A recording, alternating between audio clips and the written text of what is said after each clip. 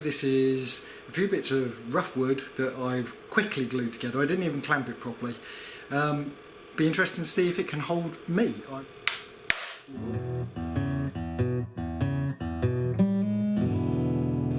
Hi, welcome back to Wobblycogs workshop. I've been having a bit of a tidy up in the workshop, and I found a load of pallet wood that I'd recovered a few months ago, and I was thinking about just chopping it up and turning it into firewood because it's not great wood, but some of the bits actually are better than I thought they were, and I'm thinking I'm going to try and turn them into sheets of timber. I don't know what I'm going to use them for yet, maybe say boxes or shelves around the workshop, because it's not really going to be good enough for any sort of proper cabinetry. But I thought I'd just show you the process of how I recovered the timber. I know when recovering pallet wood, most people will try and pull the nails out and recover the full length boards, but I don't. It's not worth it most of the time. The wood will split and you end up with wood with nail holes in it anyway. So what I do is just use a sabre saw to cut out the pallet strips, if you like. That leaves me with shorter pieces of wood, but they're all nail free and they're clear. In this case I used some old knives in my planer thicknesser and just ran them through just to clean up the two wide faces, and now I'm cleaning up the narrow faces. I've first run over it with a rubbish old plane I've got with an old blade in it, basically just to get rid of any grit or sand that tends to get embedded in the pallet wood, and then I go over it with a low angle number 6 just to clean up the face.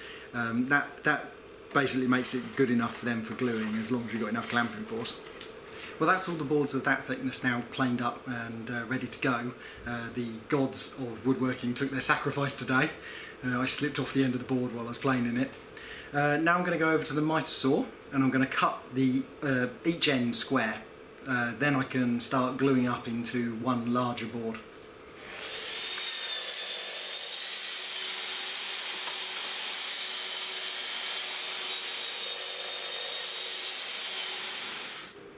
So what we have now is a stack or two of boards with one good clean plain face and square ends. And what we're going to do is glue the clean faces together in a brick pattern to make a single long board that's double wide. So if you want a wider board than this, then after this glue up is finished, then you can clean up one of those faces and then glue more boards to that face. That would give you a triple wide, or you could even glue two of these glue ups together to give you a quadruple wide. So now what I'm going to do is just pick the boards, probably pretty much at random, and just line them up until I've made a board that's about 1.40 m long and double width. And I'll just pick boards at random basically until I have something that looks good. Right, so it's time for the glue up, and I'm going to put a clamp on each brick section. Unfortunately the width is slightly larger than my usual clamps, so I'm having to use my ridiculously long sash clamps to do this glue up. So for this glue up you don't want to use too much pressure, just enough just to make sure you get a good bond, because not only will you squeeze out all the glue if you put too much pressure in, but in a glue up like this you'll tend to bow the finished board. Now you can combat that by putting a clamp on both sides, but I just don't have that many clamps, so I'm going to have to just be a bit careful about this and not squeeze too tight. Now the glue's dry, I'm going to flatten the face of the board using the belt sander. I wasn't really happy with the board after the first glue up. It was only maybe 12-13 mm thick, and there was no strength at the end grain to end grain glue joints. So what I've done is glued another layer on top of that to make a board that is, probably about 20 mm thick at the final dimension. I've given it a little strength test. I don't think it's very strong. All in all, it's not a great board.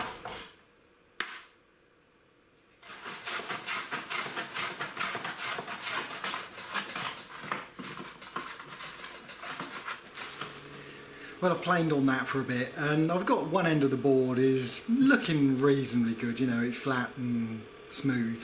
Was this exercise really worth it? No, I don't think so. The rest of the pallet wood I've already sawn up and I've put it in the firewood pile. It just, yeah, you can get some wood out of pallets, but honestly it's not worth the effort. This board, I could buy it for a tenner. and it's taken me 2 or 3 hours at least probably to turn this into something that's marginal at best. Could I do better? Absolutely I could. Personally, for me, pallet wood is just not worth it, unless you're going for that look. If you want to go for the pallet wood look, fine, yeah, no, knock yourself out. So that's where I'm going to leave the project, I think. It was an exercise, it was always an experiment. It's an experiment that didn't work, but you know, that's science.